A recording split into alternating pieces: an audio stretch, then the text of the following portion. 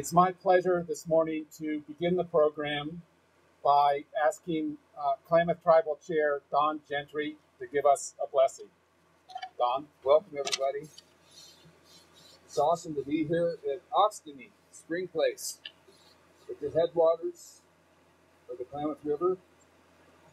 Couldn't think of a more beautiful place for the celebration. And we're in a place where our Chiloquin, our salmon, used to come up and spawn, and haven't been here for a number of years. So it's fitting that we're here today. We're here together today as friends and family. Please join me in this prayer. I'm going to say it in Klamath first and then translate it. And we welcome you to the homeland of the Klamath, Modoc, and Houston Paiute people. Thank you for joining us in this wonderful time of celebration. Koi waltz, Ambokta Playa, Mo Asa Ketchup Light not long pizza. Anak Sitnawi, Subketchup Koi, Mo Ditch in Whites, Subketchup Koi, not long, Sa Oneas, Sa Max, Dola in Whites. Greater, many are thirsty for prayer and for these answers to our prayer. Thank you very much, one from above, our Father. We now give thanks for this very good day, and thank you for our friends and families here together today. It makes my heart glad now we are together and celebrating the good work we have completed together. Now everything can begin to heal for our land and for our people. I pray now that we return and begin to all work together for a better tomorrow for everyone. Thank you very much, one from above, and everyone rejoice. Chetsman, Salvin said. At this time, we'd like to have Jeff Mitchell come forward. I'd like to welcome everybody here today. It's a beautiful day. I'd like to share a couple of songs with you to start this day off here. It's important, and it's a tradition of our people that we start things off in this way. And this first song is what we call a calling song, and it's to ask our relatives to bless us, to listen to the words that are being said here today, and to help us.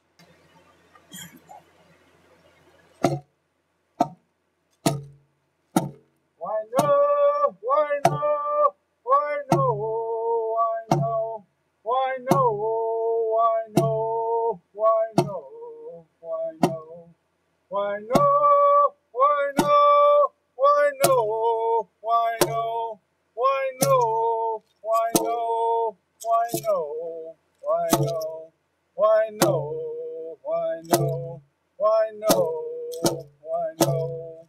Why no? Second song is a song of understanding. For many, many years in this basin, we've been trying to better understand each other. And I believe that this day is going to mark a new beginning. Walking, oh, walking, oh, walking, oh, walking, oh, why still walking, oh, walking, oh, walking, oh, walking, oh, why still walking, oh, walking, oh, walking, oh, walking, oh, I still I still walking, oh, walking, oh, walking, oh. What's a gotcha? We wanted to provide this gift to welcome our visitors, Governor and others, to our homeland. It's meant to honor and welcome warmly welcome our visitors.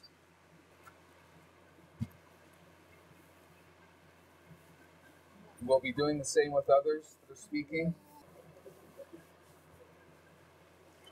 Thank you. Bless you.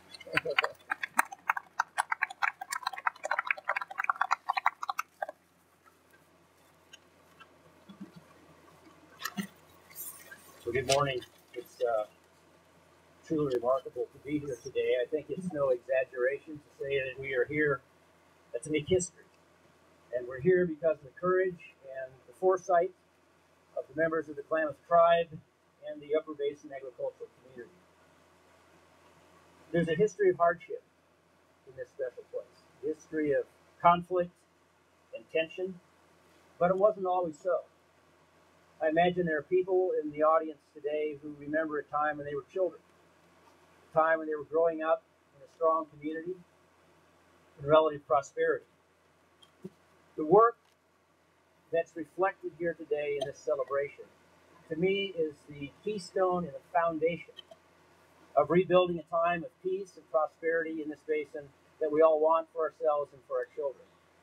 I think it's fair to say that in 2001 and 2002, very few people probably would have foreseen this outcome today. But somewhere along the way during that decade, something happened, something mysterious, and something also very beautiful. Leaders began to step up.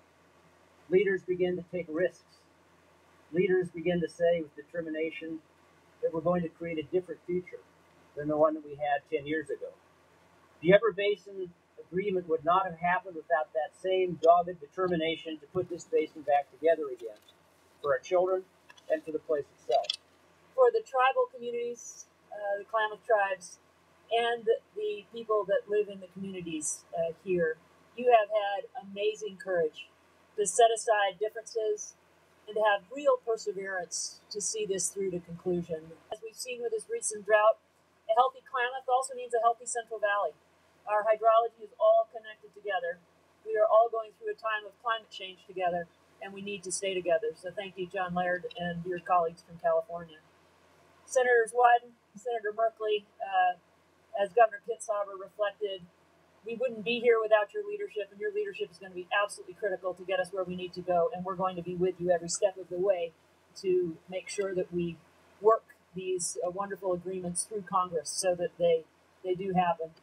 Team in Interior led by John Bezdek back here, attorneys David Harder and Barbara Scott Breyer, scientists Matt Berry and Dennis Lynch, partners at USDA and NOAA have been incredible in working together to bring that common set of facts so that we can look to the future with confidence that we understand what's happening in these ecosystems and how we shape them for the future. So thank you all for your dedicated service to all American people in your roles within the federal government. I'm enormously proud of you, and for the last year, proud to be one of you.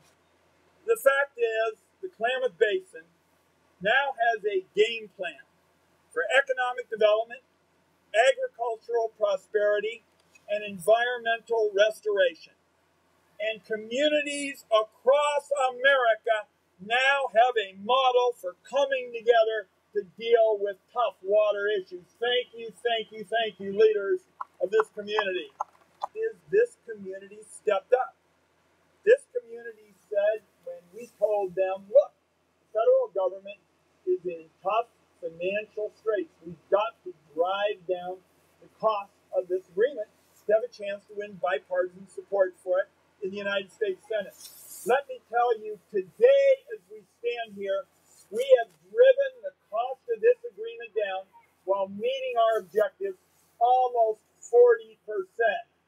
The agreement is something we can take to the bank.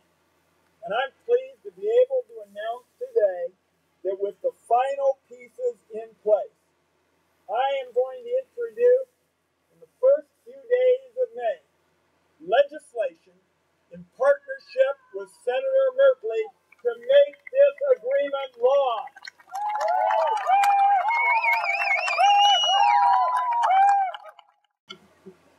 I can't think of a more appropriate place to be than by this beautiful, healthy stream here at the headwaters of the Klamath. Whenever I see an healthy stream like this, think of its restorative qualities. Chair Gentry noted that at one time there were salmon in this stream. Maybe in 10 years there'll be salmon in this stream again, symbolizing an incredible improvement in the health of our streams and rivers.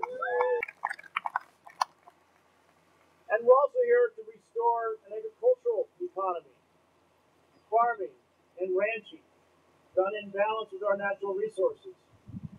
And that is an incredible part of the culture and the sustainable finance foundation of this community. And more than anything, there is a restoration of relationships between groups within the community. The governor talked about 2001. We have memories of intense hostility and conflict. But we had a drought worse than 2001 and 2010. And we had a drought worse than 2010 and 2013. But those two droughts were different because folks had been sitting in a room together, the tribes and the on-reservation and the off-reservation, the fishermen, creating relationships, striving to figure out how do we manage in a win-win fashion this incredibly precious water resource. Through the application of mankind's oldest and most powerful technology, the technology of conversation, of bringing people and voices together in conversation rather than collision, to hear each other, to listen to each other, to learn about each other, to learn from each other, and then together to meld voices into some new stories that we can craft together. So I am honored to join you here today and mark this pivotal and very hard-won moment along an often tough journey. And I pledge to you that we at NOAA remain committed to staying at the table, to working with the Secretary, to working with your congressional delegation, to do our part and help make sure these agreements are translated into law and become the basis for a new history, a new story, a vibrant, flourishing new future for this basin. With bringing people together, trying to set aside differences, trying to collaborate for long-term solutions to problems, and that is exactly what has happened here. People realized that getting a lot of nothing was not as good as getting something along with everybody else. Proud to be partners, and we look forward to being shoulder to shoulder as we carry this through all the next stages to make this a success. We've known that adjudication would only deal with an amount of water. We knew that the problems affecting our fisheries are so much more than just having an amount of water. We need to restore our system so we can have our fish back. I'm fully aware that there are generations of our people that haven't had opportunity to catch the salmon and the steelhead. I'm one of those people. I am also one of those people that caught the twam and cockatoo, and I've shared it with our elders. I've learned what is important to our people.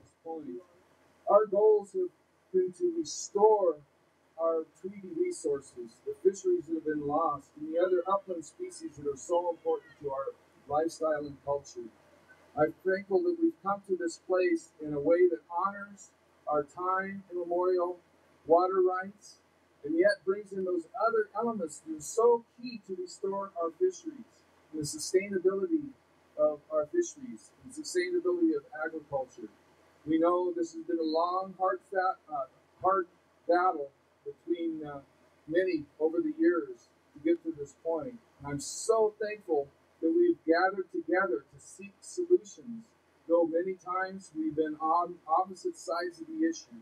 I believe that this agreement, along with the KDRA and the KHSA, is the key to a sustainable future for our people so that we can continue to exercise the culture and traditions that our forefathers intended for us. And I'm thankful that the heart of our people has been to share and to love our neighbors. It's a part of our moral values and culture. And I'm thankful that we're here today in this monumental time. And I thank all those that have helped us to get to this point. There's hope. There's indeed hope for a healthy tribal fishery, a healthy tribal economy. there's hope. There's indeed hope that once again we will have stability within the agriculture community. But I think hope is the key word here. Thank you. Understand that a lot of the issues that we had were parallel to each other. We were both looking for security and certainty for future generations. And as the process went along, and I had help from Richard Whitman and John Bezdek and all of the other people that you don't hear a lot about, I came to an understanding that we have more in common than not in common. I can tell you today that the Upper Basin Irrigators are very much looking forward to working with the Klamath Tribe and the other entities to move forward in a positive direction long term. We celebrate this moment, but we realize that today simply reminds us of the deep responsibility and commitment we are agreeing to work together far into the future. Choosing to build communities and economies for our children based not on violence and blame, but rather on the golden rule. Thank you to each and every person who is here today for being a part of that work, every one of you. To the Klamath Tribes, I offer my deepest appreciation. We stand on the banks of a river that your people have lived on for thousands of years. You have chose to share with your neighbors after enduring decades of hardship. We look forward to working together with you to create a solid future. We have a photo for the Klamath Tribes that we're giving on behalf of the Upper Basin agricultural community to remind us all of this day and our commitments to one another. Thank you. To the main event, which is the actual signing of this agreement. And the way this is going to work is in several stages. After we have this round of signing, I am then going to invite up the folks who were in the negotiating team. There were about 30 people in the room who worked on this agreement, and I'll ask you to come up. All right, let's give a big round of applause for the signature.